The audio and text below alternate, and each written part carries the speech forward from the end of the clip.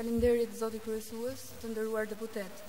Aksioni i policisë së Kosovës për të vënë në kontroll pika doganore 1 dhe 31, pas refuzimit nga ana e EULEX-it për të respektuar vendimin për reciprocitet me Serbinë, i marrë nga qeveria e Kosovës, është i drejtë dhe i lishëm. Në fakt, kjo mas ka qenë kërkesa jonë e vazhdueshme, i toleruar për 12 vite, në mënyrë të pajustifikueshme nga misionet ndërkombëtare. Njëherë unike tani EULEX, veriu është bërë çështja më e vështirë dhe problematike për funksionimin e shtetit. Të gjithë jemi të një mendimi se kjo gjendje nuk mund të tolerohet më tej, se shmangja, siç ka ndodhur deri tani, jo vetëm që nuk e ka shqetësuar dhe zgjidhur situatën, por vetëm sa e ka përkeqësuar. Prandaj, ky është momenti i përballjes dhe duhet të bëhet edhe momenti i zgjidhjes së problemit. Kauza jonë, megjithëse e vështirë, është e drejtë. Ne mbështetëm fuqishëm aksionin e policisë dhe vendimin e qeverisë për të respektuar kushtetutën e vendit në të gjithë territorin. Mirëpo, pavarësisht përkrahjes, nuk mund të mos kritikojmë veprimet e policisë dhe qeverisë në rast se ato nuk ishin të përgatitura mirë, të planifikuara mirë dhe të mos i ngjanin një iniciative të papjekur. Për fat të keq, të dhënat nga burimet në terren flasin për një aksion të cilit i kanë munguar analizat paraprake të terrenit, të riskut, planifikimi i ngjarjeve dhe strategjia e veprimit. Ka mësuar se jo të gjitha njësitë e nevojshme për një ndërhyrje profesionale kanë qenë të planifikuara në terren.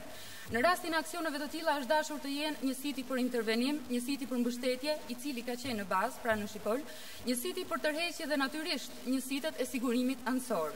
Nuk është e rastësishme që pikërisht mungesa e një siti ansor ka bërë që plumbat të vinin nga të dyja anët të rrugës dhe të shkaktonin shkëmbimin e zjarrit, i cili pati një kosto kaq të rëndë, siç ishte vrasja e policit të trupave speciale Enver Zymberi, dhe unë shfrytëzoj rastin të shpreh ngushëllimit familjes së tij. Vrasja e tij është bërë me snajper, gjë që na tregon se krimin e kanë kryer njerëz profesionistë, paramilitar serb, të cilët ishin vendosur në të dyja anët të rrugës, nga kanë kaluar forcat speciale të policisë së Kosovës. Pra, është më së qartë se nuk ka pasur kontroll paraprak të terrenit, siç do të kishte bërë çdo polici serioze. Nga ana tjetër, organizimi i serbëve në një periudhë tepër të shkurtër për të bllokuar rrugët dhe për të pozicionuar në pikat nga kanë qelluar, flet se ka pasur një dekonspirim të aksionit të policisë së Kosovës. Pra, sekreti ka dalë pa shkuar ende në pikat kufitare. Ndërsa ministri i Brendshëm zoti Bayram Rexhepi, duke folur në telefon për media, ka gabuar rënd kur ka dhënë shifrën prej 40 policësh që kanë dërguar rreth 40 policë. Dhe një gabim tjetër gjithashtu është informacioni i dhënë prej tij se policia është pozicionuar në Shqipëri. Këto janë të dhëna të cilat duhet të mbeten sekrete deri në fund të aksionit dhe të mos i jepet mundësi palës tjetër që të informohet. Fatkeqësisht kemi marrë vesh se trupat speciale të policisë Kosovës nuk kanë pasur pajisje të nevojshme për një aksion të tillë. Besoj e keni parë se ato nuk kanë pasur as helmeta në kokë. Po kështu edhe makinat me të cilat kanë udhëtuar nuk kanë qenë të gjitha të blinduara, por makina të thjeshta, ndërsa kanë qenë vetëm 8 automjete të blinduara, tepër të pamjaftueshme për një aksion të tillë. Qeverisë e Kosovës nuk mund t'i falet që nuk ka investuar në blerjen e pajisjeve të nevojshme për policinë. Në vend të makinave të blinduara për policët dhe për aksione të tilla të rrezikshme, këta kanë blerë makina për zyrtar të lartë, makina shumë të shtrenjta. Madje një ish zyrtar i lartë i policisë ose kreu më i gjatë i policisë i pat blerë vetës një makinë për 300.000 euro të blinduar. Kjo është një politike papërgjegjshme shtetërore. Kosova nuk ka ushtri të saj, kështu që së paku është dashur të forcojë policinë. Polici ndjer Enver Zymberi është vrarë pasi është dhënë urdhri që një siti të shkonte për herë të dytë dhe të kalonte pikërisht ande nga ka pasur shkëmbim zjarri. Më parë, ku trupat e policisë ja kishin dalë pra herën e parë që të tërhiqeshin pa ndonjë të vrarë. Nga ana tjetër është e pafalshme që trupat speciale nuk kanë pasur municion të mjaftueshëm. Ata janë kthyer në bazë me karikator të zbrazur.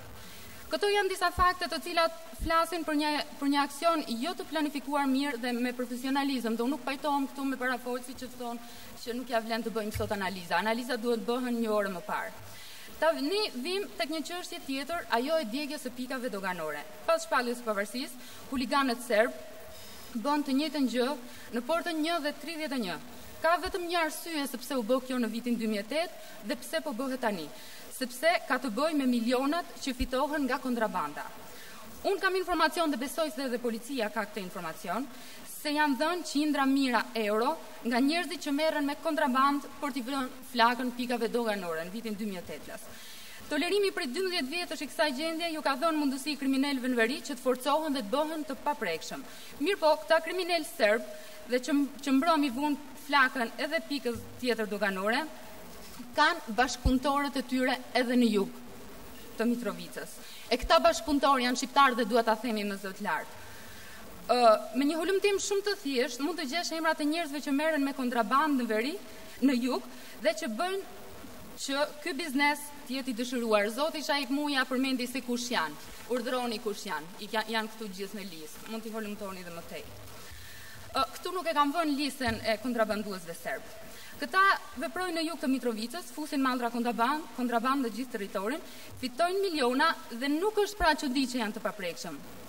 Sepse ata kanë blerë apo korruptuar një pjesë të policisë dhe drejtësisë në Kosovë.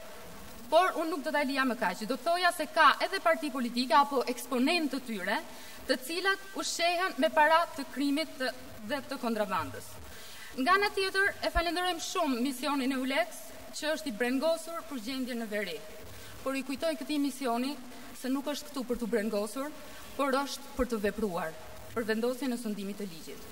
Për sa i përket bashkëpunimit me këtë mision, në lidhje me aksionin në ndërmarrë të hënën, po dëgjojmë deklarata kontradiktore. Kryeministri duhet të na shpjegojë nëse i është kërkuar bashkëpunimi apo jo. Por gjithsesi, sjellja e Euleksit është e papranueshme në çfarë do lloj rrethane. Euleksi, neutral ndaj statusit, dhe ky është hendikepi i tij më i madh, nuk mund të jetë neutral ndaj sundimit të ligjit, sepse atëherë për çfarë është këtu? Unë gjej rastin të kritikoj edhe KFOR-ën për reagimin e ngadalë dhe mbi të gjitha për faktin që gjatë këtyre 12 viteve në Kosovë, asnjëherë nuk ka ndërmarrë një aksion në veri për kontroll armësh, gjë që e ka bërë këtë në pjesë të tjera të Kosovës. Sot serbët në veri janë të armatosur, MUP-i i ka pajisur me të gjitha mjetet e nevojshme dhe drejton aksionet e tyre kundër shtetit të Kosovës. Përfundimisht, edhe pse sfidat janë të mëdha, asnjë lloj presioni që vjen nga terreni nuk duhet ta zbrapsë policinë dhe qeverinë e Kosovës nga vendimi për të zbatuar ligjin në tërë territorin, dhe jo vetëm në pikat doganore, por edhe për kthimin e gjyqtarëve në veri, arrestimin e kriminalëve, shuarjen e strukturave paralele dhe vendosjen e rendit atje. Sa për qytetarët e Kosovës është shumë e rëndësishme që të ruajnë qetësinë, pasi çdo incident ndëretnik do ta kompromentonte kauzën tonë të drejtë. Shteti ka institucionet përgjegjëse për siguri dhe ato duhet të veprojnë. Atëherë kur veprojnë, ose në rast se janë duke vepruar me të vërtetë dhe jo për marketing politik. Ndërsa në fund dua të bëj një pyetje zonjës Edita Tahiri, se si e shpjegon faktin se personi zyrtar që ka dërguar Beogradi për të biseduar me turmat serbe dhe me komandantin e KFOR-it është homologu i saj Borko Stefanović. Faleminderit.